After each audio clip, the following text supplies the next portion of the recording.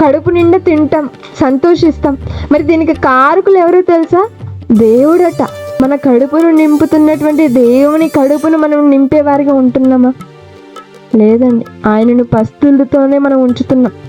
మనం ఒక రోజు తినకపోతే మనం ఎంత అల్లాడిపోతుంటాం. 2 రోజులు మనం తినకపోతే ఎలా ఉంటుంది? అలాంటిది దేవుడు యేసుక్రీస్తుల వారి తర్వాత ఇప్పటికీ ఆయన పస్తులోనే ఉంటున్నారంట. మరి ఆయన ఆకలిని ఎవరు తీర్చగలరు? ఆయన చెంతకు మనం ఎవరిని చేర్చగలుగుతున్నాం? మనం చేరేవారిగా మనం ఉంటున్నామా? ఆ దేవునికే ఆకలి ఉందా?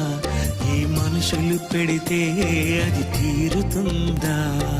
తెలియని ఆహారం తనకుంది, ఇవ్వవా అతనికి? నీకిచ్చిన పిల్లలే తనకివ్వాలి, ఇవ్వవా సువార్తకి?